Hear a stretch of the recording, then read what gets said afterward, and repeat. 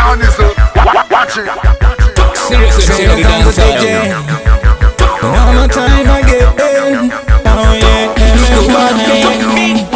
now why is it was we no fanta moyo wangu ndifina kutoka kunakuza chila changu kushona kuti dawa itamame na wangu wacha nibikira pamwe kundiwachira chimako chiripa sidamira kungita kuchema kumbra mwana skanda yusandika rona nitakupa ropa wachinja setana kukomba shima kupa nechimiro chema move chino konzera kushika peace chino ramba pina mbawa jatana za eveli style lako ina njenda nawe mwana skanda ndogo peace na mambe zino tia oh yeah isino shino fanza moyo wangu ndifina kutoka mtoto chido changu kushura kutida waita mame vangu ndibikira pamwe kundiwachira nawa isino shino fanza moyo wangu ndifina kutoka mtoto chido changu kushura kutida waita mame vangu ndibikira pamwe kundiwachira zimwe nguva ndinotanza kushazocha zvangu nekuti mwana skana ndiwe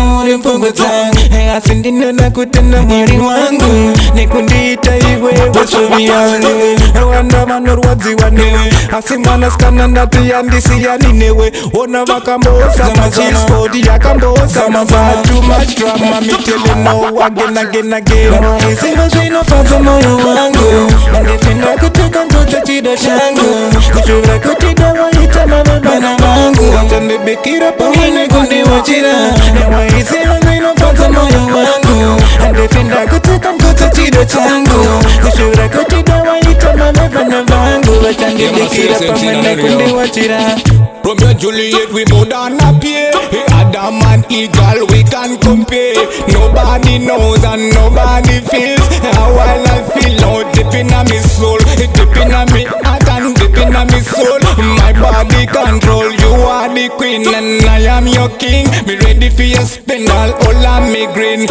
Incredible, she better than the devil. Who knows say we are so level in my life? We tell it right, I know we can compare to nobody in this world now. My girl, me, I love you so wow. Serious and Isiva zvinofadza moyo wangu andifina kutoka ndoto chido changu kushura kuti dawaita mavana vangu vachandibikira pamwe kundiwachira nawaisiva zvinofadza moyo wangu andifina kutoka ndoto chido changu kushura kuti dawaita mavana vangu vachandibikira pamwe kundiwachira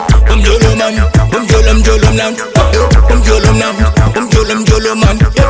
Suvimba, you go get everything that you want. Suvimba, my girl, you go get a what you want. Where the pum pum, till I get the money, give me pum pum.